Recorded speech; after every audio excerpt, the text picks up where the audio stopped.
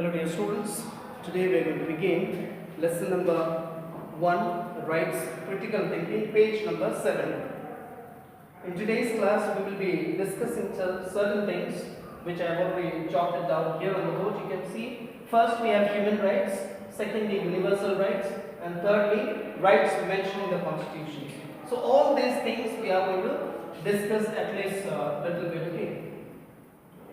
And I will just try to tell you what human rights mean, and then universal, and then some of the rights which I mentioned here in the book also that we are going to see. So when a child is born in a family, okay, or when we are born in a family, we enjoy certain rights, okay, as a child of the family. Like these days, okay, you are coming to the school and some of you have already taken admission, isn't it? So you expect your father or mother or your parents to pay the fees so that okay, you are admitted in the school. So this is your right, isn't it? You expect your father or mother to give you admission in the school. And okay, secondly, when you are admitted in the school, you have certain rights, isn't it? To come to the school, attend the classes and so on. So that is also your right. When you become a member of a club, there also you have certain rights. As a member of a club, you enjoy certain rights. And in the society also, there are so many societies, okay, non-NGO, maybe other organizations, okay, which are there. If you become the member of that society, you enjoy some rights. So also, as a human being, we all a human being, as a human being, we enjoy certain things. So which are those things? Human rights are moral principles or norms for certain standards of human behavior and are regularly protected in municipal or else international law. So let me repeat once again the things which I have already told you. Human rights are what? Moral principles or norms for certain standard of human behavior and are regularly protected in a municipal or international law. So these are about the human rights. Let me tell you again, what are all these rights? Why do we have all this?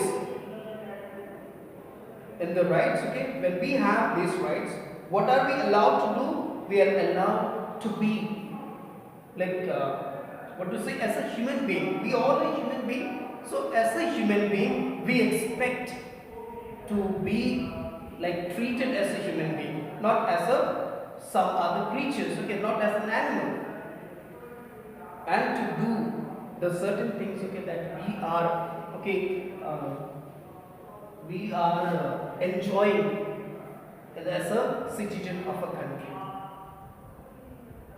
And next we have universal rights. So what are universal rights? Listen carefully. Universal rights are inherent to us all, regardless of nationality, then sex, national or ethnic origin, color, religion, language or any other status. So this is what I wanted you to see. And one more we have, the last one is the constitutional, okay, the constitution, some rights are there, which we will see from this book. So let's begin, whatever is there from page number 7, I'll just read out.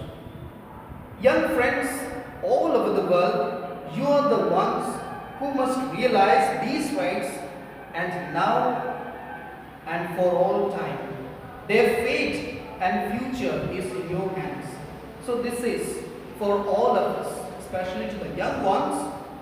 It says, young friends all over the world, you are the ones who must realize these rights. So the young ones should realize these rights because they are the future citizens. Because in future, they are the one to govern the nation. They are the one to become a doctor, engineer and so on. So it is for them to realize their rights. At the end of World War II, the United Nations was set up to work towards world peace. So after the Second World War, there was a need. What was that need? there was a need to set up to what? To work towards world peace. And Eleanor Roosevelt, the wife of the U.S.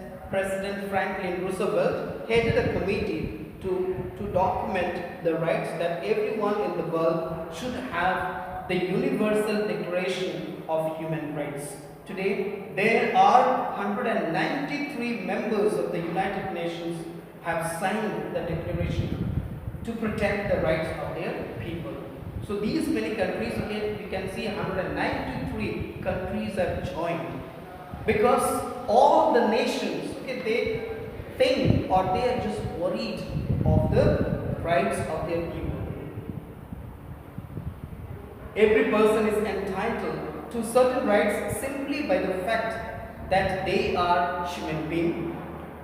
They are rights because they are the things you are allowed to be, to do, or to have. These rights are there for your protection against people who might want to harm or hurt you. They are also there to help us to get along with each other and live in peace. So the rights that are there, it is to protect ourselves from the harm that is caused by the others.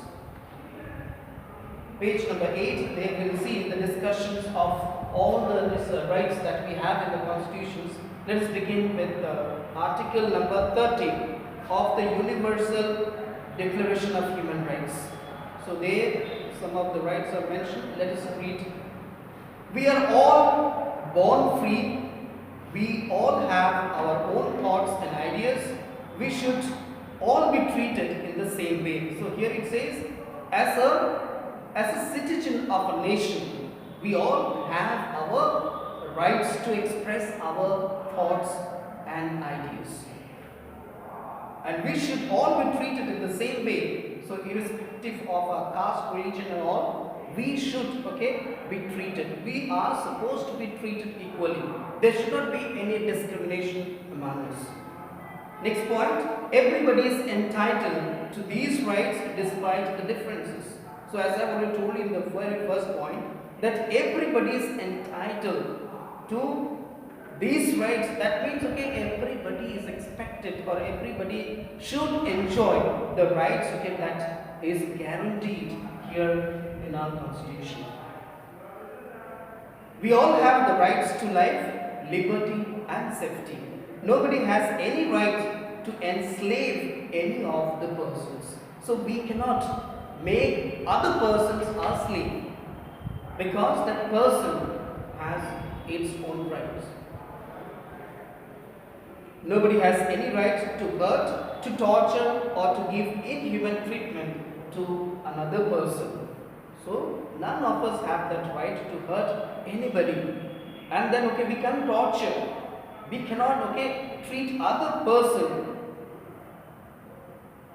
the way that we don't want. Sometimes, okay, we expect the other persons to treat us well, but then, okay, we don't treat them well. So how can we expect that?